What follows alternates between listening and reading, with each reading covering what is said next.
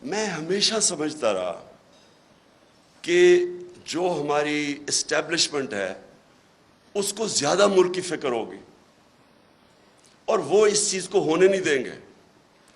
وہ جب دیکھتے ہیں چوری تو وہ اس کے اوپر ایکٹ کریں گے. کیونکہ مجھے تھرو آؤٹ جب میں یہ اسٹرگل کر رہا تھا تو مجھے اسٹیبلشمنٹ کی طرف سے کئی دفعہ مجھے ISI نے مجھے بتاتے تھے ان کی چوری کے، یہ جی فلانے انہوں نے اتنی چوری کی. یہ بھی جو دور تھا ان کا 2008 سے لے کے، تب بھی مجھے وہ مٹیریل جی اس نے اتنا چوری کر لیا، وہ چائنا جا کے تو اتنی کک بیکس لے لی. یہ مجھے بتایا کرتے تھے کہ وہ جی اس کا حمزہ سلمان شہباز یہ وہ چائنا پہنچا تھا کک بیکس لینے کے لیے کانٹریکٹس کے اوپر. یہ ساری انہوں نے ان سے مجھے انفارمیشن آئی تھی. اور جب میں پھر پرائم منسٹر بنا تو سارے کیسز سب کو پتا تھا کہ ان کے کیسز کون سے ہیں. اور بدقسمتی سے جو نیب تھی وہ ہمارے کنٹرول میں نہیں تھی. تو مجھے تب بھی سمجھنا ہے کہ کیسز سارے میچور ہیں، کیوں نہیں پکڑے جا رہے ہیں. تو بعد میں پتہ چلا کسی کا شفقت کا ہاتھ تھا، وہ کبھی ایکسیلیٹر دبا دیتے تھے پھر کبھی واپس آ جاتا تھا.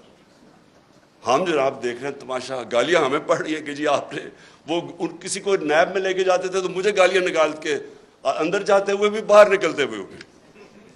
لیکن ہمارا ہاتھ میں، میرے ہاتھ میں نیب کدھر تھی؟ میں تو کہا اگر میرے ہاتھ میں نیب ہوتی تو یہ بڑے آرام سے کم از کم 15-20 لوگوں سے ہم اربوں روپیہ نکال لیتے ان کو جیلوں میں ڈال کے.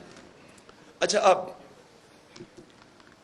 اب جناب یہ اپریل میں جو ہوا، میں جو میرے ذہن میں جو شوق ہے، چلیں ہم یہ نہیں کسی کو اکیوز کرتے کہ وہ ایک سازش کا حصہ تھی، لیکن میں یہ سوال پوچھتا ہوں اسٹیبلشمنٹ سے کہ آپ نے ان لوگوں کو کیسے ہمارے ملک کے اوپر مسلط ہونے دیا جبکہ آپ خود ہی بتاتے تھے کہ ان کی کتنی چوری ہے.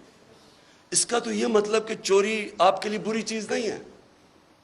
اور میں اس لیے ایک ملک میں یہ اپنے دور میں نے شروع کر دیا تھا رحمت للعالمین اتھارٹی بنا کے سیرت نبی اپنے بچوں کو پڑھائیں. کیونکہ جو امر بالمعروف ہے وہ ایک معاشرے کا کارنر سٹون ہوتا ہے. ایک معاشرہ جب اچھائی کے ساتھ کھڑا ہوتا ہے اور برائی کے خلاف کھڑا ہوتا ہے تو معاشرہ فائٹ کرتا ہے برائی، کرپشن کو معاشرہ فائٹ کرتا ہے. لیکن جب آپ برائی کو برائی نہ سمجھیں، کرپشن بری چیز ہی نہیں ہے، چوری بری چیز نہیں ہے، تو محنت کون کرے گا آپ کے معاشرے میں؟ اگر آپ نے معاشرہ اپنا تباہ کرنا ہے، آپ کو کوئی ایٹم بم پھینکنے کی ضرورت نہیں ہے، صرف اخلاقیات ختم کر دیں، اچھے برے کی تمیز ختم کر دیں. مولانا رومی کی بڑی فیمس سینگ ہے. اب کسی نے پوچھا مولانا صاحب ایک قوم کیسے مرتی ہے؟ انہوں نے 2 درختوں کا بتایا، ایک بڑا خوشبودار اور ایک بڑا برا درخت. انہوں نے کہا جب ایک قوم ان کے اندر فرق کرنا ختم کر دیتی ہے، اچھے برے کی تمیز ختم کرتی ہے، قوم مر جاتی. اس لیے ہی جو مدینہ کی ریاست تھی وہ امر بالمعروف پہ کھڑی ہوئی تھی. سارے معاشرے کو حکم کیا گیا تھا کہ آپ نے برائی کے خلاف کھڑے ہونا ہے.